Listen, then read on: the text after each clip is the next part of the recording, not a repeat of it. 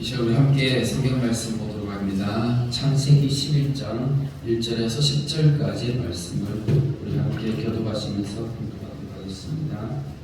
오늘은 창세기 11장에 있는 말씀을 통해서 혼잡한 세상 바벨이라는 말씀의 제목으로 하나님 말씀 나누도록 하겠습니다.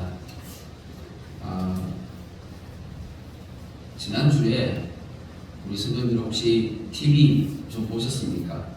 올림픽 보셨습니까? 먼저 개막식에 보니까 우리 한국을 북한으로 소개해가지고 한국 정부에서 이렇게 이렇게 또 건의하고 이렇게 뉴스에 나오는 이런 장면들도 있었는데 사실 뭐 이런 거는 그냥 우리가 뭐 애교로 봐줄 수가 있습니다. 그런데 제가 오늘 이제 하고자 하는 얘기는 이게 아니라 여러 가지 많은 어떤 그런 소리와 이 소문들이 들리면서 너무나 안 좋은 것들이 이 올림픽 안에 너무 많이 있는 거예요. 그러면서 이제 개막식의 내용을 가지고 어떤 한 목사님이 여러 가지 문제점이 있는데 그걸 이제 한 15분짜리 영상으로 올린 게 있더라고요, 유튜브에. 그래서 제가 그걸 보면서 이게 개막식에 이런 게 있었구나 하면서 그래서 이제 좀 생각이 들어서 우리 성도님들과 함께 좀 나눠야 되겠다 싶어서 오늘 이 말씀을 같이 나누고자 합니다. 개막식을 보니까 생각지도 못하고 상상하기 어려운 그런 부분들이 있더라고요. 이걸 보니까 혹시 이 장면 보셨습니까? 뉴스에 보면 아마 뉴스를 보신 분들은 많이 이제 보셨을 텐데 이게 지금 개막식에서 한 장면인데 근데 개막식을 할 때 갑자기 이 장면이 어떤 장면이냐면 이게 예수님께서 최후의 만찬을 펼치셨는데 그 레오나르도 다빈치가 그림을 그렸잖아요. 이 예수님 최후의 만찬 이 그림을 그대로 패러디해가지고 흉내내가지고 그렇게 지금 모방을 해가지고 사실 여기 지금 이제 이런 이제 장면을 연출을 했는데 사실 이 장면을 보면 여기 있는 사람들이 다 어떤 사람들이냐면 전부가 다 남자들인데 여자가 나오는 거예요. 조금 가까이서 보시면 이렇게 보실 수가 있습니다. 그런데 여기 이제 최후의 만찬을 하면서 이게 이제 식탁이 차려졌어요. 예수님께서 최후의 만찬에서 사용하신 그 식탁의 음식이 뭐였습니까? 떡과 포도주죠. 그런데 여기에 뭐가 나왔냐면 포도주 신이 나왔어요. 그 그리스 신화에 보면 디오니소스라고 하는 그러한 주신이에요. 술신이죠, 술신. 이 사람이 이제 포도주 신인데 이런 사람이 나와가지고 여기에 들어누워 있는 거죠. 이거는 누가 보더라도 이거는 기독교를 그냥 욕보이게 하는 것밖에 안 되는 그런 장면인 것입니다. 예수님 어떻게 형상화해가지고 예수님을 모방한 이런 사람도 보면 이게 지금 이제 가운데 있는 사람이 이제 예수님을 이제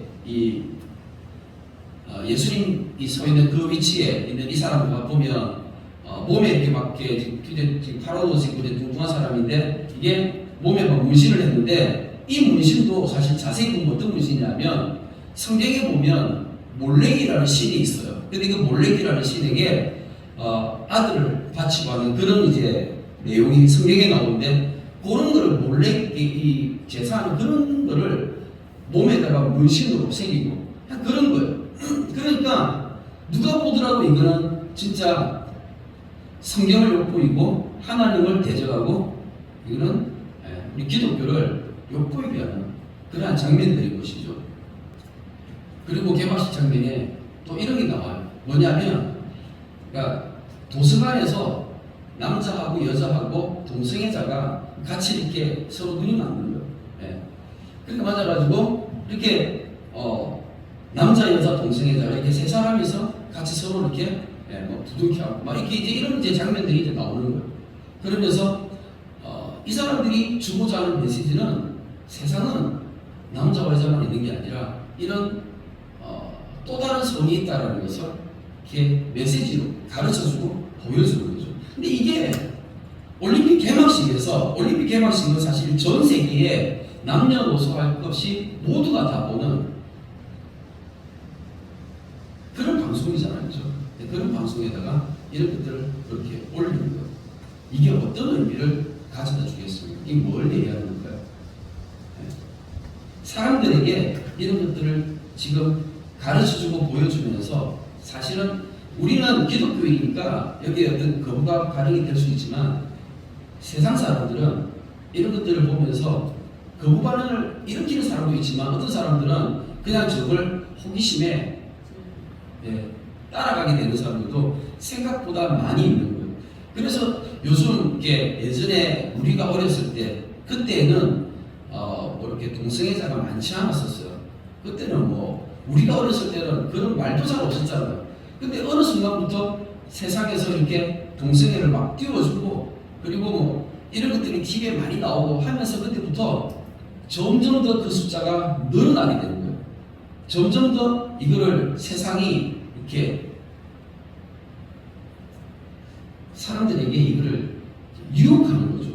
유혹하고 이것을 사람들에게 가르쳐줘서 이런 게 있다라고 하면서 이걸 즐기기도 하고 그리고 진짜 끔찍한 장면도 있었습니다. 목이 잘린 거 사람이 마리 앙뚜아네트라고 아시죠? 루이 16세의 이 부인이었는데 프랑스 혁명 때에 목이 잘려가지고 죽었잖아요.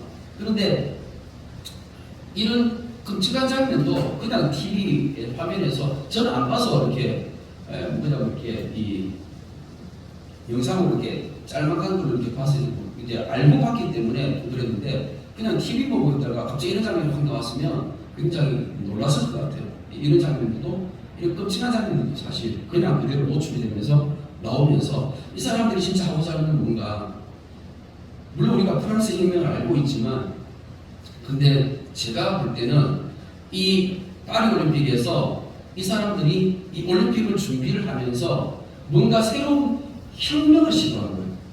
어떤 새로운 혁명을 시도한 거죠. 그러면서 이것도 혹시 아시는지 모르겠네요. 이번에 올림픽기를 개항을 하잖아요. 올림픽기를 개항을 하는데 올림픽기를 거꾸로 달았어요. 이게 상식적으로 말이 안 되거든요. 왜냐하면 이 올림픽 이 개막식을 준비하면서 리허설하는 사람들이 이 올림픽 길을 거꾸로 단다는 게 이게 상상이 되십니까? 사실 이거는 실수가 아닌 거죠. 이건 고의적인 거죠. 왜 이렇게 고의적으로 했을까? 사실 올림픽 길은 전 세계 5대륙을 이렇게 나타내는 거잖아요. 세상을 뒤집어 엎는 것입니다.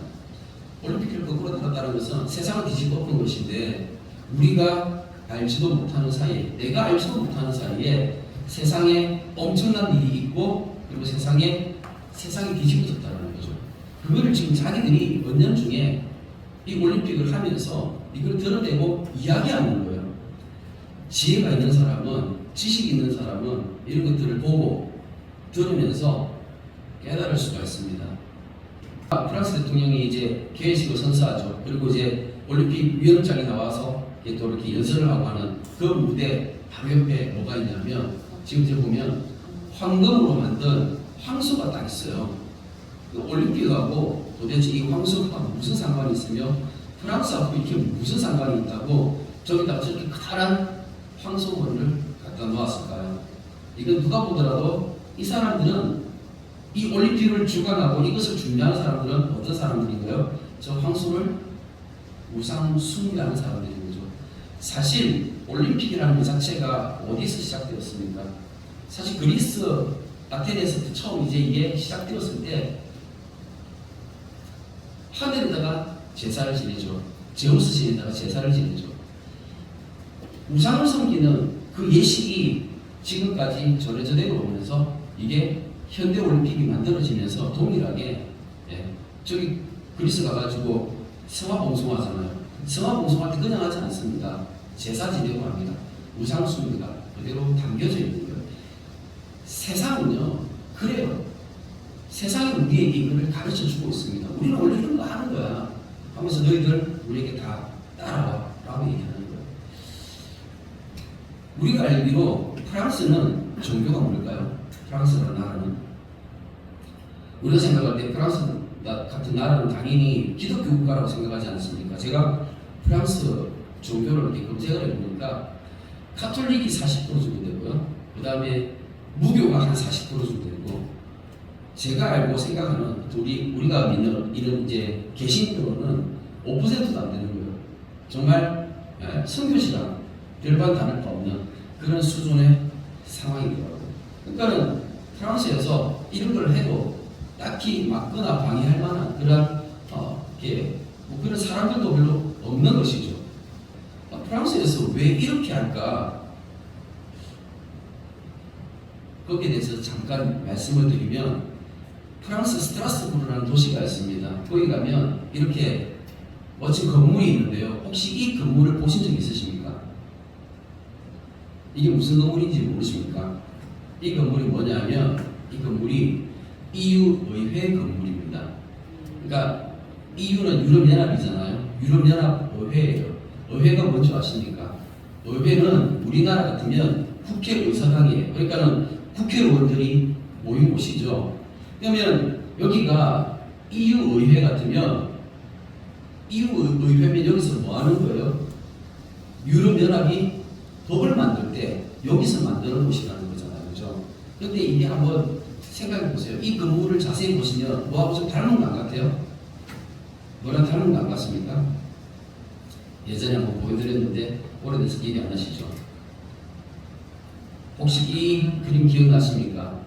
이게 바벨탑입니다.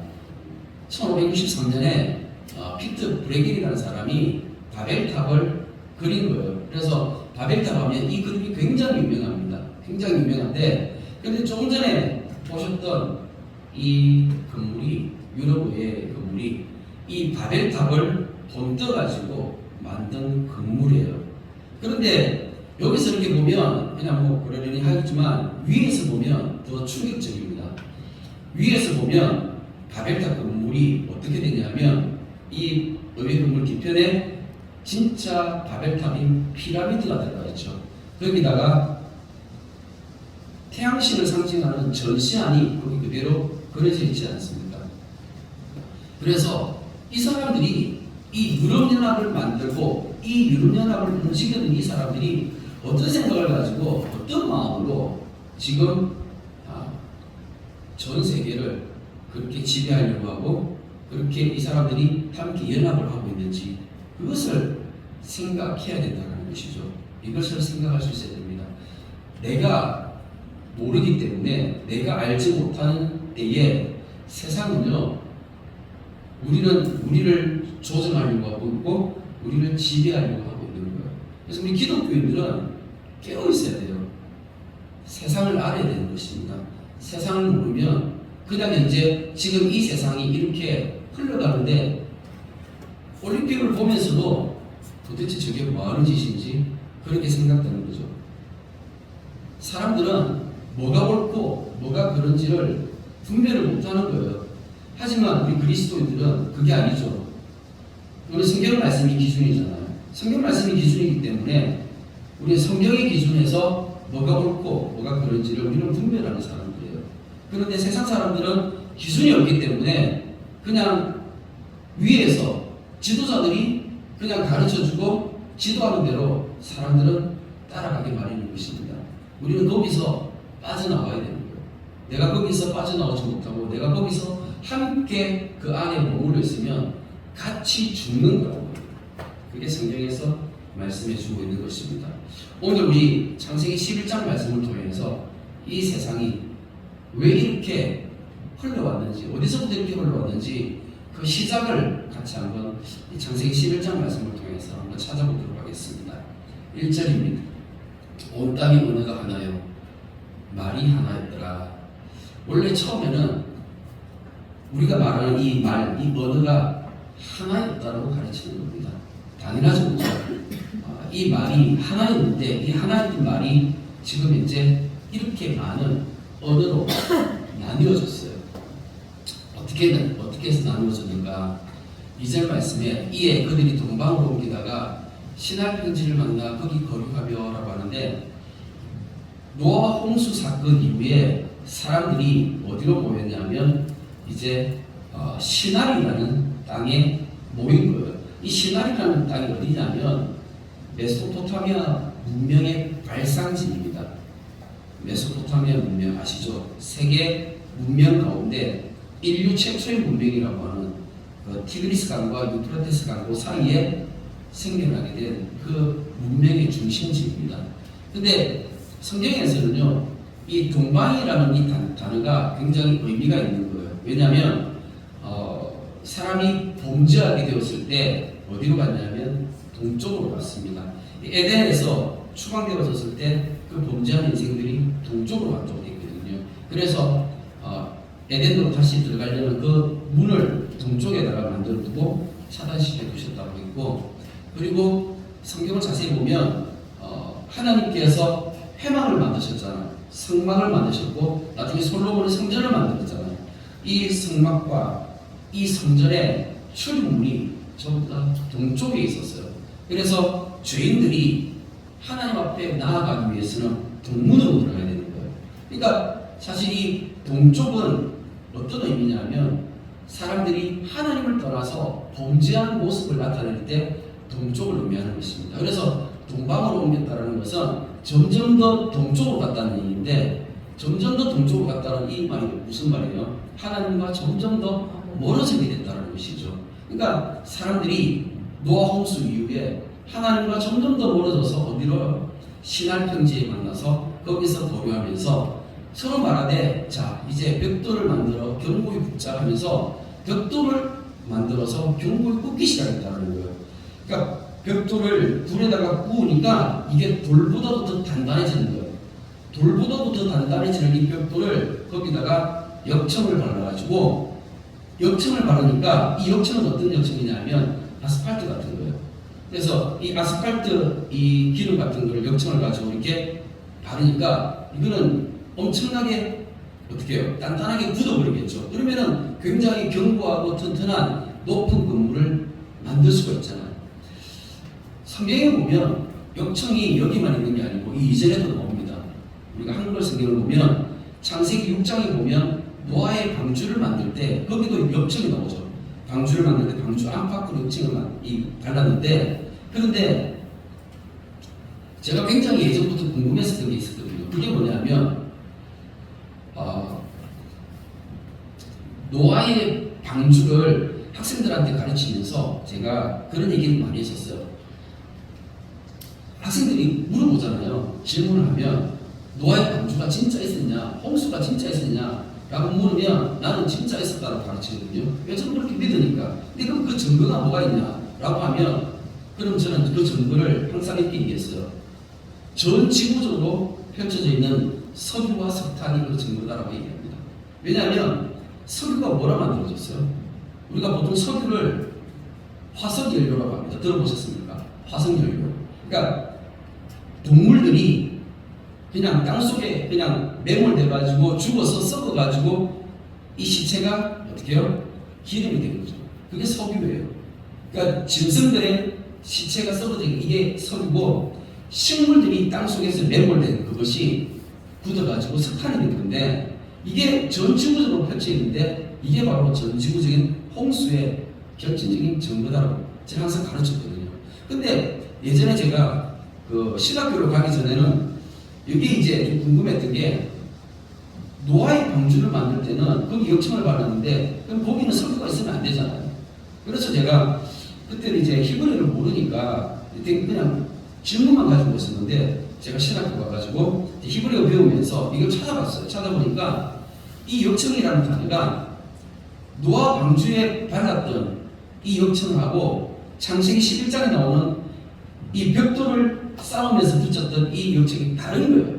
히브리어 자체가 아예 달라요. 다른 거예요. 그러니까는 노아 방주 때에는 코페르라는 단어가 쓰여져서 이거는 속죄라는 단어예요.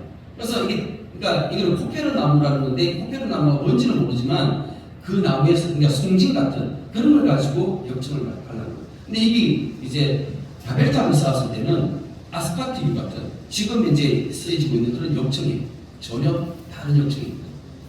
그래서 제가 이제 말씀이 깨달아지고 이해가 되고, 내가 몰랐던 거지 성경은 찾아보니까 이게 맞구나라는 게 확신이 되더라고요.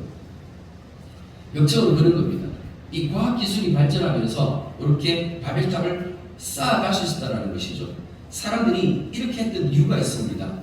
4절 말씀해 보니까 또 말하되 성읍과 탑을 건설하여 그 탑 꼭대기를 하늘에 닿게 하여 우리 이름을 내고 온 지면에 흩어짐을 면하자 했더니 하면서 사람들이 이 바벨탑을 쌓는데 이 바벨탑의 의미가 뭐냐면 여기 보니까 분명히 말하는데 성읍과 탑이라는 거예요. 성읍은요 사람들이 모여서 사는 거예요. 그러니까 흩어지지 않고 모여서 살기 위해서 사람들이 성읍 즉 도시를 만들었다는 것이죠. 그러니까는 바벨론이라는 것 자체가 뭐냐면 이거는 인류 최초의 도시를 얘기하는 거예요.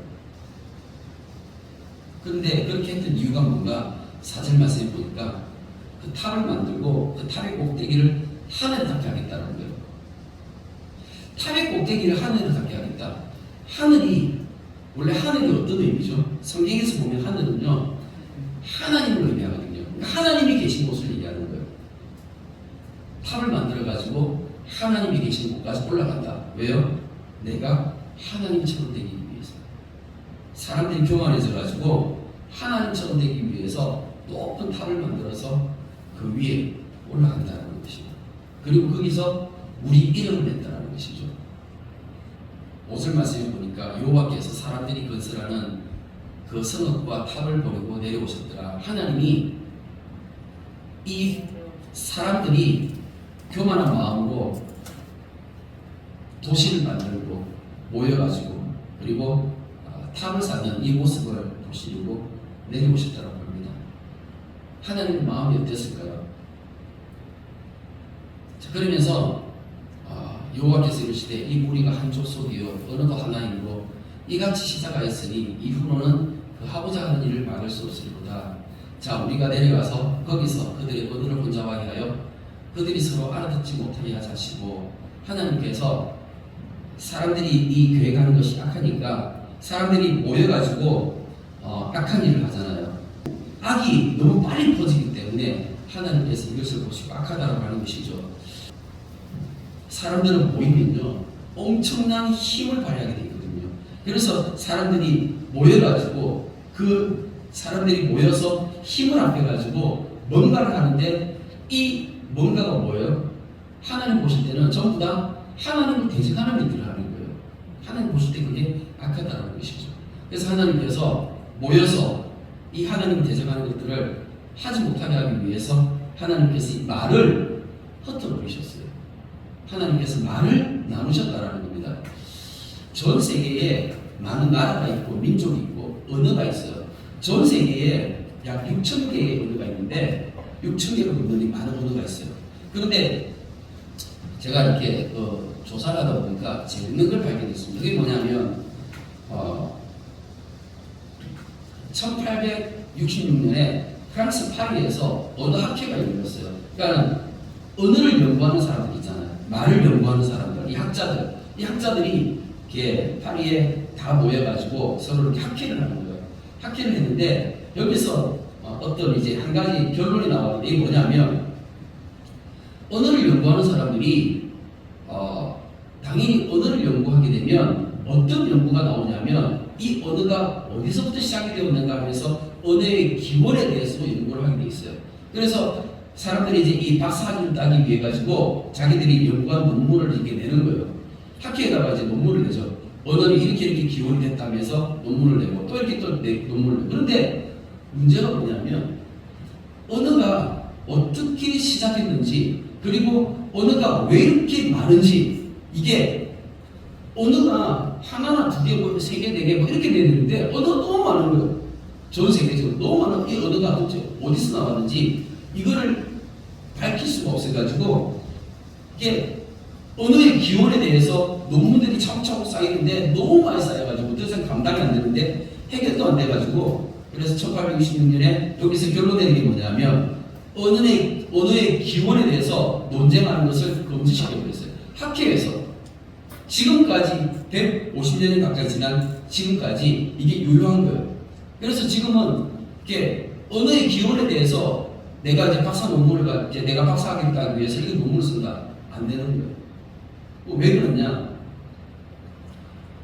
우리 한국말이랑 영어랑은 완전히 달라요. 그 언어 문법 체계가 완전히 달라서 생각하는 사고방식, 사고체계 자체가 완전히 다르기 때문에 사실 진화론적으로는 도저히 설명할 수가 없는 거예요. 도저히 이게 진화론적으로 설명이 안 되기 때문에 그러니까는 이거를 논문을 가지고 얘기하는 것 자체가 말이 안 되는 거예요. 그러니까는 자기들도 사람들이 진화론적으로 얘기하다가 도저히 할 수가 없으니까 아예 이 자체를 그냥 금지시켜버려요. 우리는 알죠. 어떻게 압니까? 성경에 나오잖아요. 하나님께서 흩으셨다고요. 하나님께서 어떻게 흩으셨을까요? 하나님께서 처음에 흩으셨을 때 그냥 가족 단위로 흩으신 거예요. 가족 단위로 가족마다 서로 우리나라 같으면 박씨, 이씨, 김씨, 최씨, 뭐 권씨 가족 단위로 그냥 언어를 다 다른 언어를 사용하게끔 그렇게 하나님께서 만드신 거예요. 그러니까 이 언어가 이제 서로 하나님께서 완전히 다른 언어를 만드셔가지고 그 다른 언어들은 거기서부터 이렇게 쭉 이렇게 새롭게 이제 퍼져나가니까 그러니까 이제 언어는 엄청나게 많지만 그 기원을 찾아 들어가면 이게 아무리 좁혀져도 50개에서 70개 정도 안으로는 좁혀질 수가 없는 거예요. 어떻게 해서 이게 50개에서 70개 정도 이거를 어떻게 설명할까? 여기서 하나까지는 좁혀지지가 않는 거예요.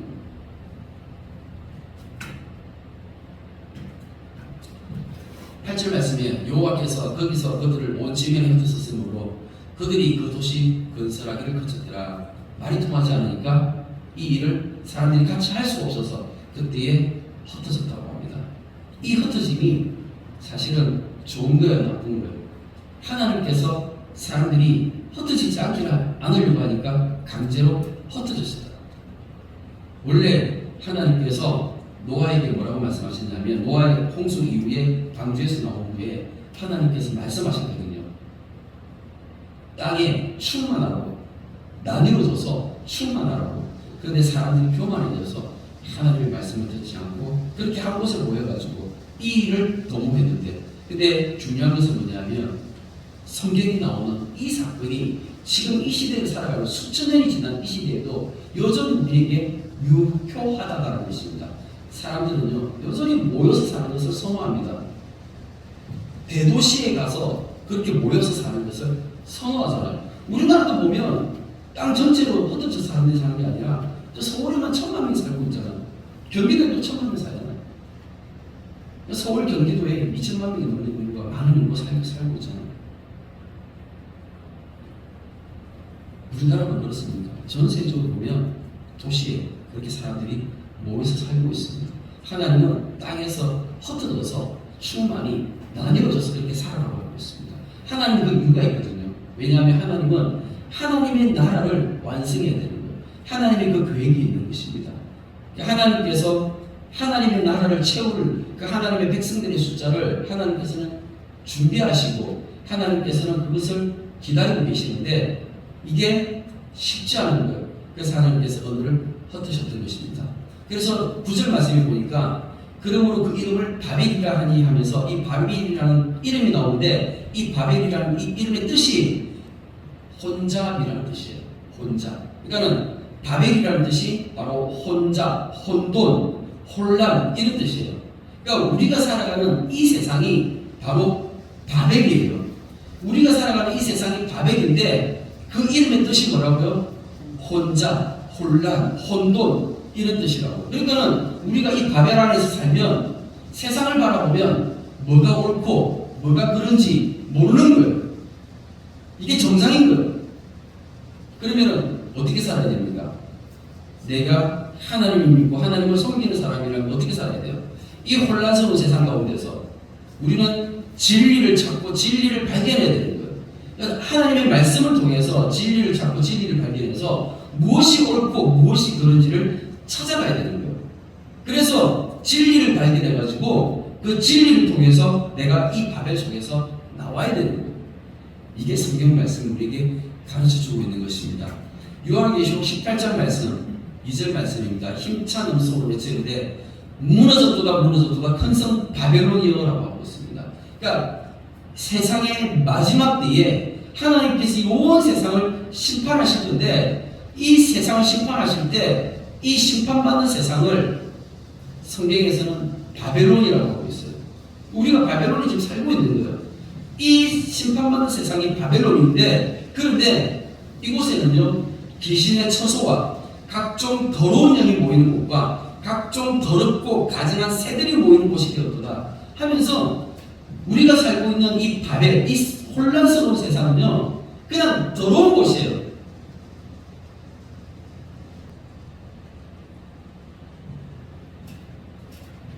여기 말씀해 보니까 더럽고 가증한 새들이 나오는데 또 새는 뭔가라는 생각이 드는데 예수님께서 천국 교훈을 말씀하실 때 길가에다가 씨를 뿌렸어요. 이 말씀의 씨를 뿌렸는데 그 말씀의 씨를 누가 꼭꼭 쪼아 먹어버려요?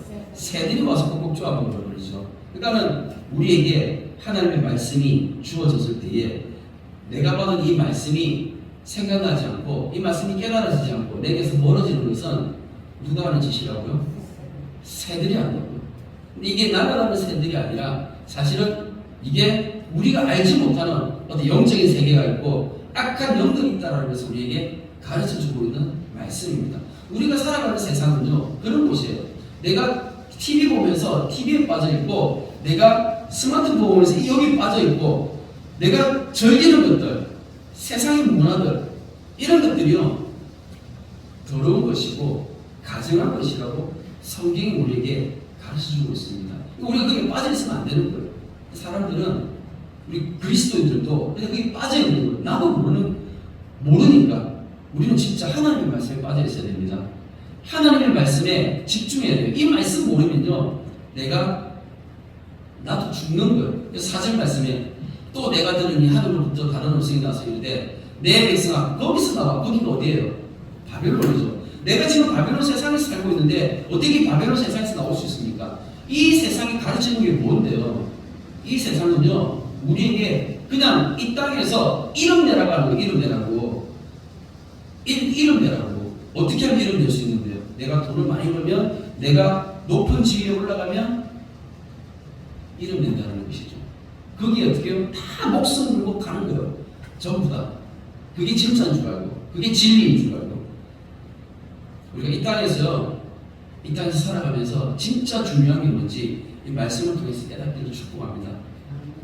내 백성아 거기서 나와 그의 죄에 참여하지 말고 그가 받을 재앙들을 받지 말라. 하나님께서 이 바벨론을 심판하시는데 우리가 여기 뭣도 모르고 그냥 여기에 그냥 내가 교회 다닌다고 내가 바벨론에서 나와 있는 게 아니라 내가 교회를 다니는 것은 진짜 복이에요. 왜냐하면 내가 하나님의 말씀을 통해서 내가 지금 살고 있는 세상이 바벨론이구나. 이 바벨론 세상에서 나에게 주는 메시지가 전부 악한 것이구나. 그리고 이 세상은 내가 어디로 가냐 하면 이 세상에서 내가 이 세상에서 이름 내는 것 여기에 목숨 걸려고 하는 것. 10절 말씀입니다. 창세기 11장 10절 말씀. 셈의 족보는 이러하니라. 셈은 100세 곧 홍수 후 2년에 아르박사스를 낳았고 하면서 이 바벨탑 사건을 얘기하고 난 이후에 10절 말씀에 셈의 족보가 갑자기 딱 나옵니다. 그런데 우리는 이제 그 한국 사람이니까 한글 성경을 보잖아요. 한글 성경을 보면 이게 이해가 안 되는데 히브리어 성경을 보면 셈이라는 이 이름 자체가 그냥 확 와닿게 돼요. 왜냐하면 셈이라는 이 히브리어가 이름이라는 뜻이에요. 바벨탑을 쌓는 사람들이 이름을 내자고 했죠. 근데 이 이름을 내자고 했는데 이 이름이라는 단어가 히브리어로 셈이에요.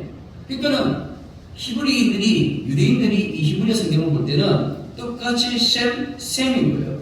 그런데 우리 한글 성경을 보는 사람은 이름 셈이 되는 거예요. 그러니까 우리는 모르지만 원래 이거 히브리어 성경을 보게 되면 이게 똑같이 셈이라고 해서 이게 하나님께서 우리에게 주는 메시지가 있는 거예요. 그러니까 사람들은요 내가 이 땅을 살아가면서 이 땅에서 성공하고 이 땅에서 출세해가지고 내 이름을 내야지만이 내 이름이 영원할 것 같은 거죠. 내 이름이 영원할 것 같다는 것은 내가 죽어도 내가 영원히 사는 것처럼 되는 거죠.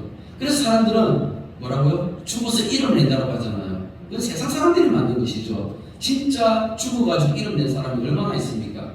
1000년 전에 사는 사람 중에 아는 사람 몇 명이나 있습니까? 아니 5000년 전에 사는 사람 중에 이름 아는 사람 몇 명이나 있습니까? 성경에 있는 사람 몇 명 외에는 우리가 아는 사람이 없습니다. 그렇지 않습니까? 창세기 12장 1절 2절 제가 읽어보도록 하겠습니다.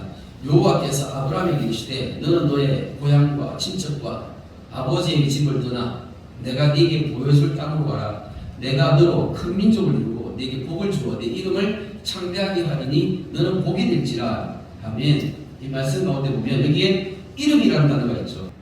영원한 이름은 네가 낼 수 없다라는 거예요. 사람이 할 수 없다라는 거예요. 영원한 이름을 주시는 분은 하나님이시라는 거예요. 그래서 창세기 12장 2절 말씀에 네게 복을 주어 네 이름을 창대하게 하리니 누가요? 하나님께서. 여호와 하나님께서 하신다고요. 하나님이 하실 수 있는 거예요. 왜냐하면 사람은 이 땅에서 죽으니 그걸로 끝인 거죠. 하지만 하나님은 그 죽은 자를 다시 살리셔서 그 살아난 사람이 영원토록 하나님과 예수님과 더불어 함께 살아가는 거잖아요. 영원하신 그 하나님의 옆에 붙어있는 사람이 진짜 그 이름이 영원히 갈 수 있는 것이지. 내가 하나님께 붙어있을 때에 셈이 뭐예요? 셈의 가족이고 셈의 족보가 뭐예요? 이 셈은 아브라함의 조상이잖아요. 그러니까 아브라함이 누구예요? 믿음의 조상이잖아요. 그러니까 셈의 족보를 이렇게 이야기하면서 아브라함을 통해서 이름을 얘기하는 것은 우리가 하나님을 믿고 하나님을 신뢰하고 이 땅 가운데서 예배하고 이렇게 삶을 살아갈 때에 하나님께서 그 믿음을 통해서 우리에게 영원한 이름을 주신다라고 하나님께서 말씀하시는 것입니다. 사랑해 주님 감사합니다. 오늘도 예배를 통하여 또 말씀을 통하여 주님 우리가 이 땅을 살아가면서 내가 지금 살아가고 있는 이 세상이 정말 혼란하고 혼잡스러운 바벨론이라는 것을 주님 말씀을 통하여 깨닫게 해주시니 감사합니다.